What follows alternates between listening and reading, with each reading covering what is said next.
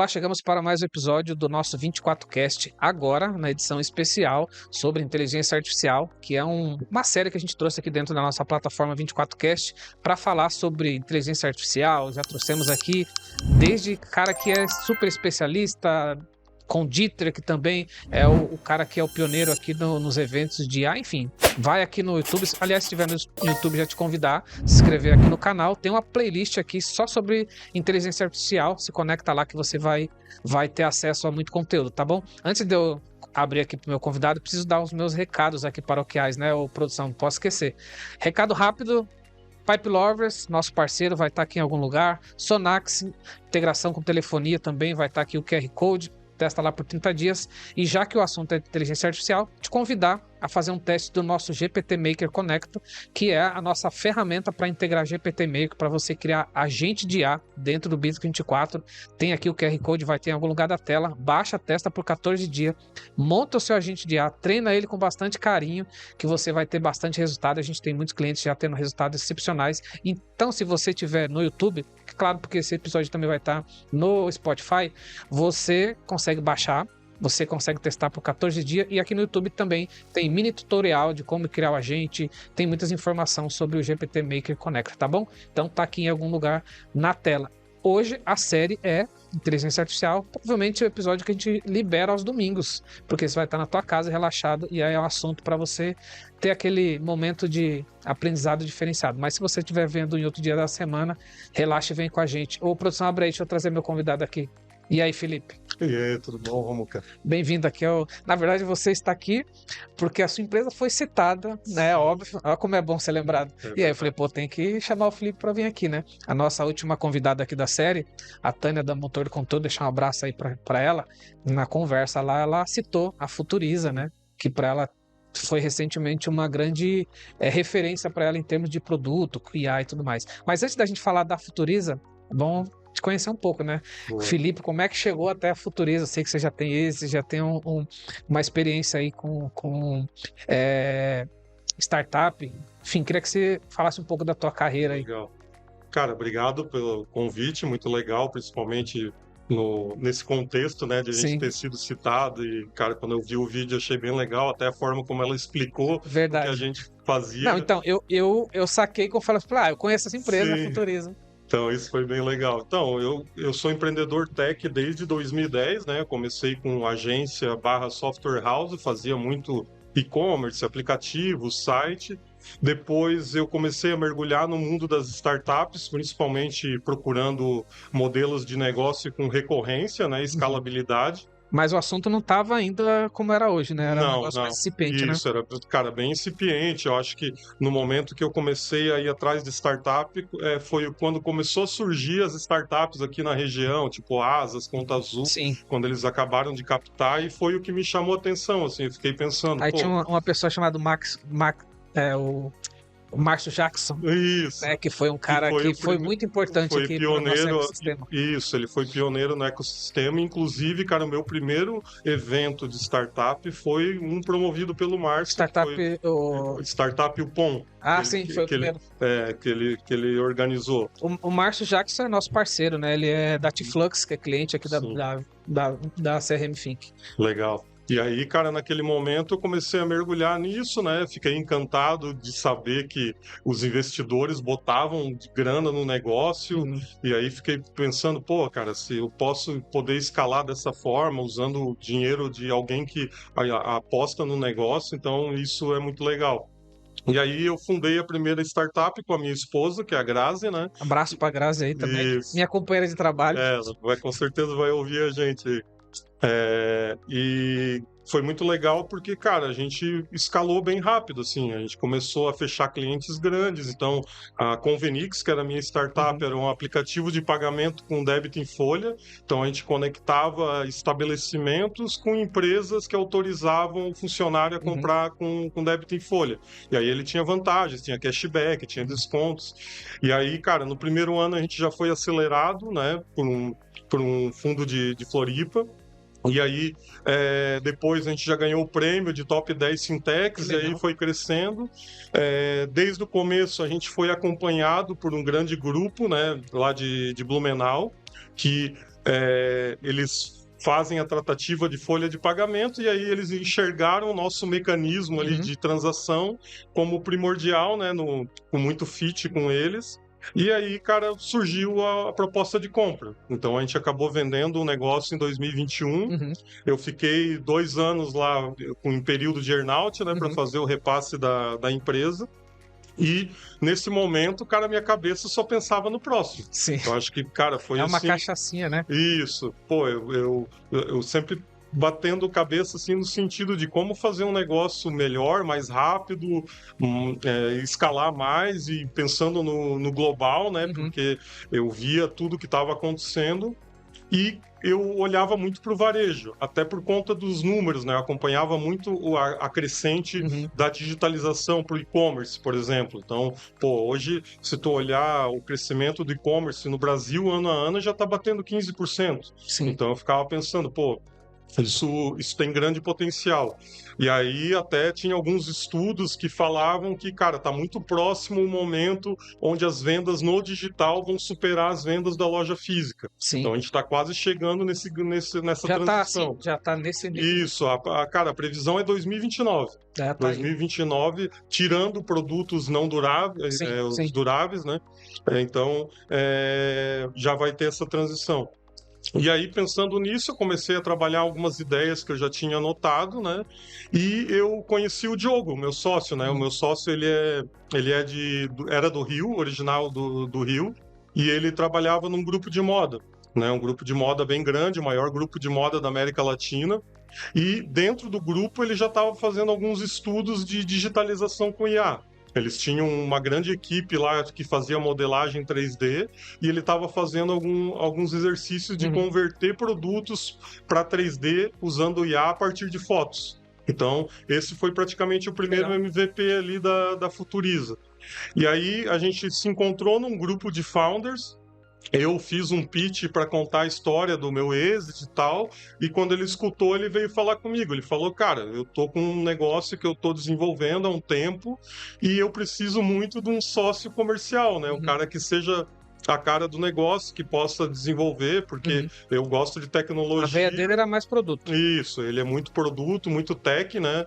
Então, a gente acabou tendo bastante fit nisso. Que legal. E aí, cara, a gente ficou praticamente 5 meses tratando remoto, né? Meio que validando, eu falando com alguns clientes, alguns investidores para entender a viabilidade do negócio. E a gente formalizou daí em janeiro do ano passado. Então, hoje a Futuriza aí, ela tem praticamente 16 meses, né? Caraca. A gente lançou em janeiro do ano passado. E aí eu fui conhecer ele pessoalmente, cara, só em março.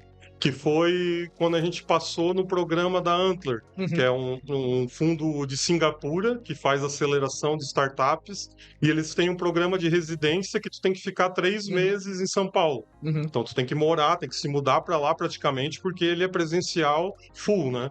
E aí nesse momento, eu e o Diogo, a gente foi para São Paulo, pegamos um apelo. Aí vocês apertaram a mão. Isso. Aí a gente apertou a mão e, cara, foi muito legal, porque foi uma oportunidade de evoluir o negócio rápido, né? Porque a gente estava muito imersivo naquele momento, e também de conhecer o Diogo, né? Porque, pô, morar com a pessoa, então a questão de tratativa de sócio, de founder, de visão de negócio, propósito, ficou muito alinhada ali a partir daquele momento. Que legal, parabéns. Bom, a gente está em 2025 e esse episódio acredito que seja bem atemporal. Então, só para quem tenha como referência. Em relação à Futuriza, fala um pouquinho a ideia do business, assim. Legal. Qual é o problema que ele resolve? Sim. Cara, a gente, fazendo muita validação, a gente descobriu que as marcas hoje sofrem muito para digitalizar os produtos, né? Então, todo mundo sabe a importância, todo mundo quer ter o seu lote de produtos, seu mix digitalizado, mas o modelo tradicional, ele era muito custoso e dependia muito atrito, assim, e tempo, né? E aí a Futuriza veio com uma solução. Hoje a gente é uma plataforma que faz digitalização de produtos usando tecnologias disruptivas. Então a gente hoje, IA, 3D, realidade aumentada, então tudo que a gente conseguir agregar de tecnologia para apresentar melhor o produto no digital é o entregável da Futuriza. Então, a gente começou com alguns módulos e hoje, cara, a gente está com uma gama bem grande já, pensando até no nosso propósito, que é ser o one-stop shop do e-commerce. Legal. Ou seja, cara, várias soluções num fornecedor único para que as marcas consigam realmente se digitalizar por completo. Que legal. Uma coisa que me chamou a atenção é que dentro da ideia de vocês de produto, basicamente vocês nasceram como IA First. IA First. Como é que foi essa ideia? Porque acho que como a empresa tem mais ou menos esse tempo, a IA já era mais realidade, né? Mas mesmo assim, eu acho que vocês não perderam o time de já olhar para a IA e falar, pô, isso aqui já precisa estar no cerne do business. Como é que foi essa decisão e a importância de trazer a IA para dentro? Cara, isso foi praticamente do zero, né? No D0 a gente já começou a entender isso, porque nas primeiras conversas com os clientes já vinha o primeiro desafio, que é volumetria. Sim. Então, toda marca que a gente falava, o cara falava, beleza, eu tenho 2.000 produtos, como vocês vão fazer? Então, a gente partiu desse princípio de IA First com relação a isso. Então, quando a gente olha no nosso processo hoje, cara, tem casos ali que tu poderia abrir um Photoshop e tratar uma imagem que a gente entrega hoje. Mas a gente está sempre pensando em, cara, como fazer a partir dali. Quando vier mais 2.000 imagens, 20.000 imagens, como já aconteceu com a gente. Então, o IA First, ele vem já na intro do projeto, já na calibragem para entregar aquele lote. Então, a gente se especializou muito nesses desafios, né? Sim. Quando a marca sabe que, pô, eu vou fazer um shooting de 300 fotos por dia e eu preciso disso ainda essa semana. Caraca. Então, cara, humanamente impossível fazer todo o processo tradicional.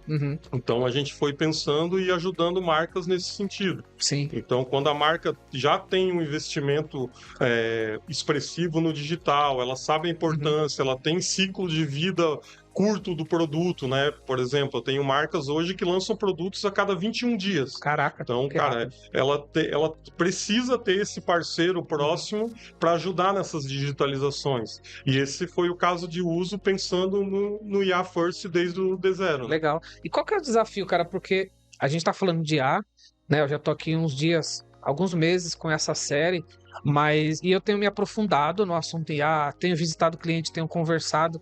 É aquele lance que é novo e ao mesmo tempo é distante para muita gente, né? Porque a gente sabe que a gente tecnologicamente vive numa certa bolha. Nós aqui, por exemplo, estamos talvez no cerne do centro de inovação da cidade e que nem todo mundo está nesse mesmo lugar, né?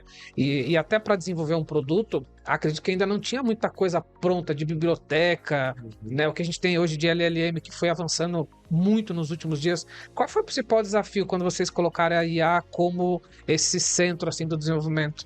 Cara, o nosso foi principalmente consistência, né, de produto, assim, porque quando tu fala de produto, principalmente olhando as IAs de prateleira hoje, cara, elas têm essa limitação, elas não conseguem manter a consistência de produto. Porque elas também ainda estão em desenvolvimento, exato, né? Essa é a verdade. Exato. Então, o principal desafio foi esse. Lá no começo a gente achava que ia ser a bala de prata, né? Tu ia ter uma IA que ia fazer tudo perfeitamente. E aí, quando a gente começou a estudar, esse foi o desafio de, cara, como manter essa consistência, como atender cada demanda de forma diferente. E foi aí que a gente começou a se especializar de fato. Para ter noção, hoje a gente tem praticamente 17 setups de geração, por exemplo, de imagem. Caraca. Quando a gente fala em imagem de produto, 17 setups. Dentro desses setups tem gerações que tem mais de 100 nós, ou seja, 100 etapas de geração para ter a foto final. Então, assim, quando a gente começou a entender, se aprofundar nisso, que foi realmente o desafio, é que a coisa começou a ter um resultado realmente expressivo para o cliente em termos de qualidade, ganho, velocidade. Então, mas pensando no desafio foi esse, né? Eu queria que você desse exemplo assim prático, né? Porque hoje parece que IA ficou uma coisa muito nebulosa, assim, né? Claro, talvez o maior expoente é o ChatGPT que materializa isso. Mas você consegue dar um exemplo assim do que tipo de coisa, que tipo de ações, enfim, que tipo de processo que você faz dentro do produto usando IA, assim, que talvez o cara nem percebe que tá lá usando. Sim. Cara, um que chama muito atenção, que era um desafio técnico, é a conversão para 3D. Uhum. Né? Então, hoje, quando tu fala, por exemplo, indústria de móveis, decorações, mostrar o 3D do produto, tu ter a É um visualização diferencial. 3D, aplicar uma realidade aumentada para ele jogar no ambiente, isso, cara, é primordial, É, assim, um diferencial. principalmente Nem na é questão. diferencial mais, né? É o Isso, importante, né? é muito importante. E aí, sempre teve o desafio de depender de modeladores, né? Sim. Tu tinha que modelar o produto do zero, com a base em especificação técnica. Então, é um trabalho que levava ali 3 semanas para tu Uhum. digitalizar um produto. Então, esse é um resultado bem prático e expressivo, assim, que a gente consegue fazer praticamente num dia. Saca. Óbvio que ainda tem um desafio, a IA consegue ir até uns 80, 85%, ainda tem uma camada de refinamento ali no final, mas, cara, Mas mesmo você ganha assim, uma baita eficiência, né? tu tem uma eficiência muito grande, inclusive eu tenho marcas hoje que ela está trabalhando 3D puro, né? Ela usa o 3D que a gente gera já na capa de campanha. Ou seja, que aquele 80% para ela resolve. Resolve. Então, em vez de, cara, principalmente quando tu fala em produtos maiores, né? Uma cama, um móvel, que, cara, tu ficar transportando para estúdio, trazer fotógrafo, montar cenário. Então, a gente usa Verdade. isso como escape para eles, né? Legal. Agora, do ponto de vista, porque quando a gente fala em produto, tem muito time também, tanto da empresa quanto de mercado, né? Sim. O quanto vocês sentiram assim que quando você entregou um produto desse com uma baita tecnologia como IA, o cliente conseguiu entender? Porque eu vou confessar uma parada, eu falei aqui no começo do GPT Maker, que é uma ferramenta que a gente integrou no Bittrex para poder criar agentes de IA. Há uns 2, 3 anos atrás, o CEO do GPT Maker, que é amigo de outros business, me chamou e mostrou a ferramenta. E eu confesso que naquele momento eu saí de lá e falei, cara, desculpa, eu não tô entendendo nada. Ele falou, não se preocupa, volta daqui a algum tempo. Ele falou Sim. exatamente isso, porque não tava naquele time, né? E quando eu entrei no assunto IA, que eu fui estudar, na hora eu lembrei. Falei, pô, agora eu preciso procurar ele. Como é que você sentiu esse time da Futuriza versus o time de mercado? Sim. Cara, ele foi muito latente, assim, porque o que acontece, né? Para tu ter um trabalho com consistência de IA, tem uma certa preparação e um Sim, entendimento de processo do lado da marca. sim. Vamos falar, por exemplo, de foto, né? O shooting tradicional. Pô, as marcas já têm agenda com fotógrafo, Uhum. locação de estúdio, Sim. maquiador. Então tem todo um processo interno que Que já já está vem de estabelecido muito tempo. de anos, É, de anos. Então, assim, essa resistência passa muito por isso, né? sim. E agora a gente está sentindo o movimento, cara. Eu tenho marcas que no começo estavam só em teste comigo, que mandavam lotes menores, assim, tirava a curva C lá, os produtos que Uhum. eles querem fazer teste realmente, e estão passando a fazer o shooting completo. A gente recebeu nos últimos meses aí os primeiros casos de shooting completo com IA, ou Caraca. seja, ela pegou todo o lote de fotos daquela coleção e Uhum. passou para gente. Então, Caraca. esse é um exemplo que a gente enxerga. É óbvio que vai ter a relação das marcas, por exemplo, com fotógrafo, com modelo, sempre vai existir, Sim, porque é sim. uma questão de branding Sim, conceitual, sim, então, concordo. mas, cara, essa eficiência que a gente traz ali, Uhum. principalmente em redução e otimização desse shooting tradicional, Uhum. é o que é o principal ganho, né?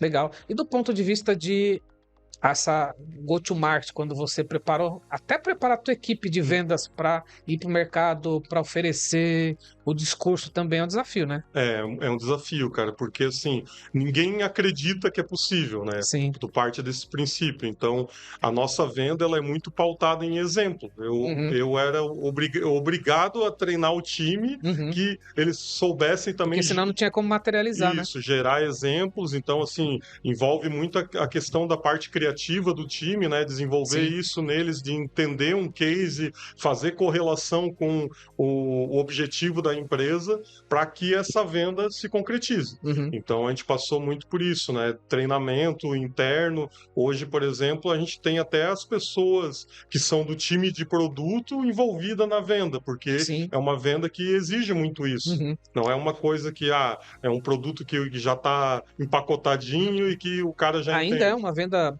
meio que consultiva, vamos chamar assim? Sim, total, total. Ainda é. A gente enxerga que, à medida do tempo que a gente vai tendo esses cases, a gente vai quebrando essa barreira, né? Mas no começo ainda tem muita camada de consultoria, assim, no sentido de entender o problema da marca e mostrar para ela, ó, a gente tem esse caminho aqui que funcionou para a marca tal.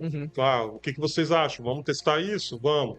E aí, a partir dali, a gente vai pegando novas coleções, novos produtos e vai ampliando essa relação com a marca, né? Legal. Vocês ainda seguem esse roteiro, vamos dizer assim, de startup, de ter um parceiro investidor, seja um venture capital, enfim. Como que é a visão do investidor quanto ao uso de IA ou até essa mecânica de ser IA first? O quanto isso foi bom para essa parceria? Sim. Cara, é muito bom no quesito de negócio, assim, principalmente escalabilidade, né? Quando eles pensam que, pô, hoje já está muito difundido, a maioria das startups com IA que vem internacionais, elas já começam global, né? Elas já lançam praticamente mundial. Então, assim, essa oportunidade, essa possibilidade, ela é muito grande. Mas tem muita resistência ainda no sentido de risco, né?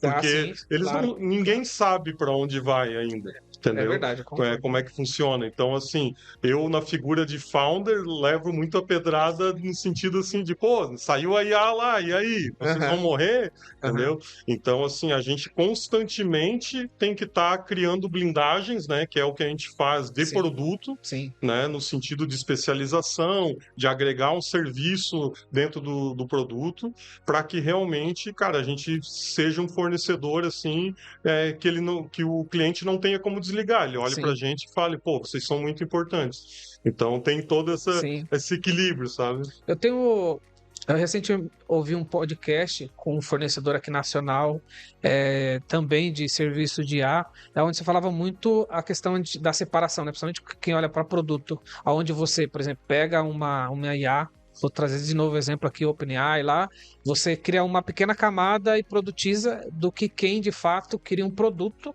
com a base no IA, sendo IA first, porque tem uma grande diferença isso, né? Sim. Tem, porque tem toda uma preparação ali na questão do input, né? Sim. Do que tu vai usar como origem para gerações. Sim. E esse é um... É como se você, quando criasse o produto, pensasse na linguagem ou no banco de dados. Isso. A IA também entra como quase como uma terceira ou quarta camada, né? Isso, essa preparação, assim. Então, cara, na forma como a qualidade do output, ela é totalmente proporcional ao input, né? A essa origem. Então, por exemplo, no shooting de moda, a gente meio que tem que dar o direcional para a marca de tipo, ó, cara, vamos ajustar a luz assim, ou o cabelo, se puder prender o cabelo da modelo, porque facilita. Isso tem a ver com o treinamento que você preparou a tua IA. Isso, legal. Exatamente. Mas vocês treinam ou o cliente tem que trazer esse input? Como que é? Aí agora fiquei nessa curiosa. A gente treina, isso, a gente treina. Então, assim, a gente pega o briefing da marca do que ela quer de entregável, a referência final, e aí legal. A gente trabalha, para chegar nesse trabalho aqui, por exemplo, eu tenho fluxos que é só para troca de cor de produto. Então, eu tenho um produto vermelho, tenho que trocar para outros. Eu tenho fluxo que é reaproveitamento de foto. Por exemplo, eu tenho a marca que está com uma modelo antiga e ela quer colocar a cabeça da modelo nova que é da coleção atual. Chega nesse nível? Nesse nível. Por quê? Porque isso dá o refresh no e-commerce, chama atenção, as pessoas olham, opa, é uma coisa atual porque está com a modelo e o fruto da coleção nova. Caraca. Então, tu consegue aumentar a conversão de produtos que estavam lá parados no e-commerce, né? Sim. Então, cara, vários casos de uso nesse sentido. Pô, fiquei cheio de curiosidade aqui. Milena, obrigado por ajudar na pauta aqui. Milena, nossa amiga comum, que também tá lá no time de vocês, óbvio. Cara, e aí pegando ainda essa linha, porque quando a gente fala IA, tem muita base, né, de LLMs, muita coisa. Eu imagino que também vocês tiveram um desafio para achar o parceiro adequado de IA, né? Sim, muito, cara. Isso, no começo, a gente tinha um grande problema, né, de ter que ficar testando tudo, então, inclusive em custo, né, porque tu tinha que ligar várias ao mesmo tempo, e aí a gente foi achando o ideal baseado no caso de uso. Mas é muito teste, né? Mas é muito teste, muito teste. E então... custo, porque tem o custo do uso da IA tem melhorado, porque, é claro, né, melhora a demanda, melhora o preço. Sim. Também foi um desafio nessa jornada aí? Foi, no começo sim, cara. E aí o que que a gente fez, né? Hoje a gente trabalha até rodando localmente, alguns É que casos. já tem Então, hoje ferramentas, né, para isso. você A meio que gente, internalizar, né? exato, a gente tem uma ferramenta que é integrador de IA, que a gente Uhum. consegue montar vários Já no fluxos. conceito de MCP? Já, já. Então, tu consegue rodar dentro do local mesmo, Uhum. então o custo é muito otimizado, né? Só fazer um parênteses aqui para quem está ouvindo aí, eu usei o termo MCP, que existem as APIs e existe agora uma nova forma de integração que é o MCP, que é como se fosse um outro padrão, mas é já pensado em integrações de várias IAs, né? Uhum, isso. Só para não deixar o público aqui perdido. Ainda em relação à questão dos desafios, né, que vocês estão tendo, eu estou aproveitando aqui, acho que é a primeira vez que eu bato um papo com uma empresa que de fato é IA First e que de fato tem um produto baseado em IA. Para quem está do outro lado pensando em desenvolver produto, ou para quem já tem produto e está pensando em agregar IA dentro do produto. Cara, queria que você falasse um pouco dos desafios para esses fabricantes. Uhum. Eu enxergo assim, quando o fabricante ele tem o processo já, então Uhum. acho que o principal desafio dele é repensar esses processos. Porque no caso de vocês, desculpa te cortar, é Uhum. mais fácil, vou usar faça com cuidado, porque vocês meio que nasceram, né? Sim, Agora, para quem já tem um produto e precisa, é uma disrupção, né? é uma disrupção. Então, assim, ó, por exemplo, eu tenho casos, né, de marcas que elas dependiam muito de amostra física, por exemplo. Manda para o fornecedor na China, espera voltar para fazer essa prototipagem. Uhum. Então, cara, esse é um grande caso de uso que envolve a indústria já o Verdade. desenvolvimento de Uhum. produto. Sim. Então, hoje a gente consegue fazer as conversões do produto já automaticamente, Que legal. quebrar o 3D em componentes para que ele possa fazer teste de cor, de estampa, de Partes. estrutura, de componente. Então, visualizar esse produto, por exemplo, na realidade aumentada, para não depender da amostra física. Então, o pessoal às vezes pensa que é só lá no caso final, ajudar Uhum. para a imagem, mas, Uhum. cara, ele tem muito apelo com o desenvolvimento de produto, na hora de criar mesmo. Sim, sim. Porque a partir dali, tu nasce digital, o Uhum. produto nasce digital, e aí tu já tem as fontes para gerar outros tipos de assets, né? Uhum. Então, Sim. a partir dali. Então, ajuda muito em tu compor esses assets, porque até então, as marcas, elas não tinham equilíbrio, assim, tinha produto que tem o 3D, outro não tem, um tem Uhum. vídeo, outro não tem, outro tem foto ambientada, outro não tem. Então, Meio que você essa... tenta levar para um padrão, né? Isso, essa sua mudança de processo, ela ajuda a essa padronização Sim, e que impacta totalmente na conversão, né? sim. Tu pega um produto de valor agregado, um ponto a mais percentual na conversão, cara, pode representar milhões de faturamento. Caramba. Então, isso o impacto é bem grandioso, né? Antes da gente entrar aqui na conversa, eu entrei aqui no site de vocês e já tive o choque que ele já estava todo em inglês, né? Como que vocês também já nasceram pensando nesse processo de internalização? Já, cara, a gente tem muito bench com startups que são IA First e que já nasceram global, né? Uhum. E a gente pensou muito nisso. Inclusive, a gente está numa fase bem legal que recentemente a gente fechou o primeiro cliente internacional, Legal, que foi parabéns. uma marca de moda infantil lá de Chicago, nos Estados Unidos. Então, é o primeiro cliente e a gente já está desenvolvendo toda a questão de canais para poder explorar isso, Uhum. falando até com investidores internacionais, porque a ideia do conceito, plataforma, tudo foi pensada no global, né? Que legal.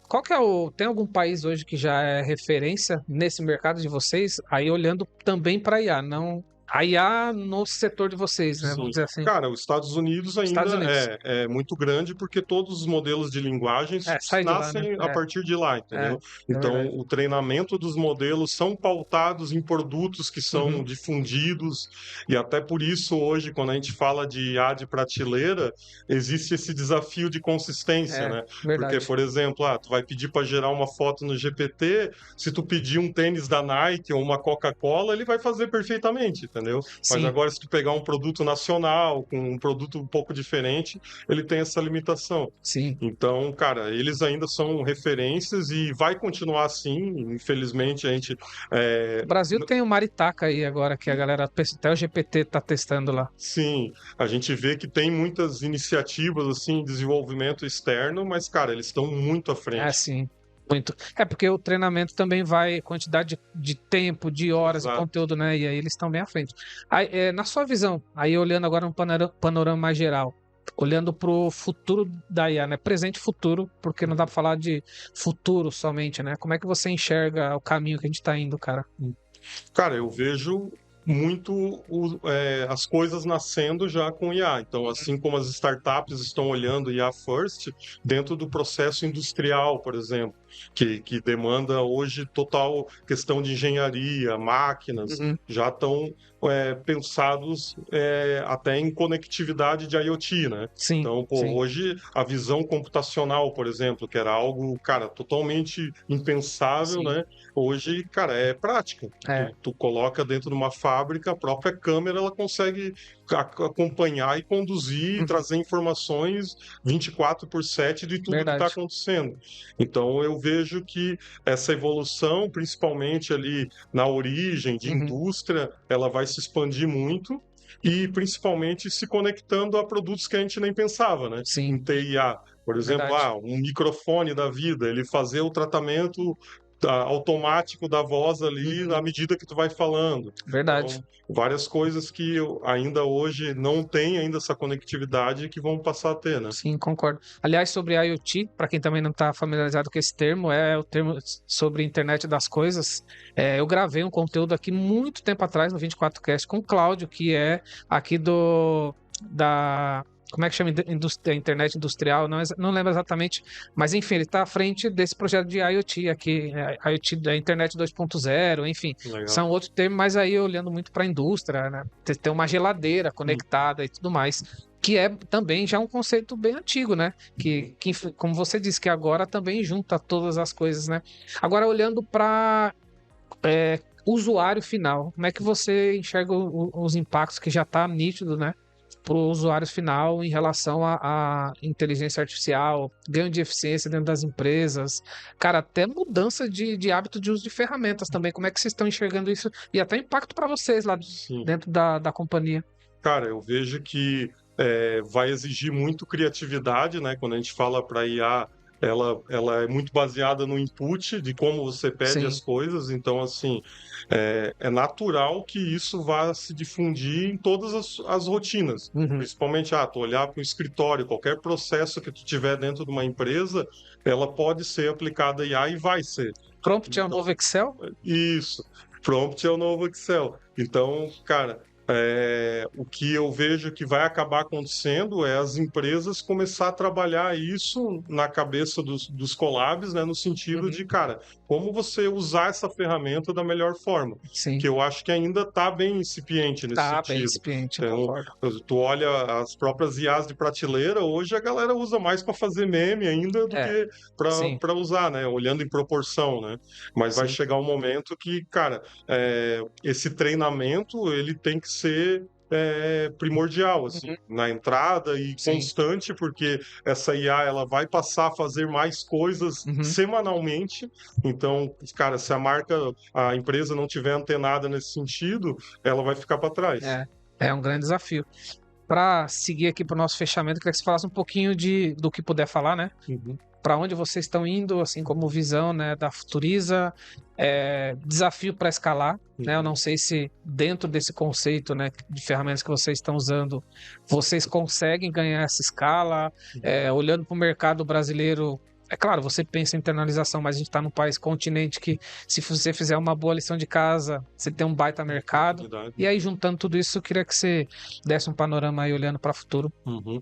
Cara, a gente no conceito de one-stop shop, a gente pensa muito em englobar vários produtos, né? Então, acho que essa foi o propósito da Futuriza, porque a gente enxerga que a nossa infra de geração, de plugins que a gente tem para visualização no e-commerce, toda essa infra pode ser utilizada por qualquer um. Então, a gente está dando os primeiros passos com parceiros, tipo plataformas de e-commerce, agência de marketing, marketplaces, de eles começarem a usar isso que a gente construiu e que a gente treinou em prol deles. Então, Sim. a gente pensa realmente em ser um Product as a Service, Legal. onde eles consultam a gente via API.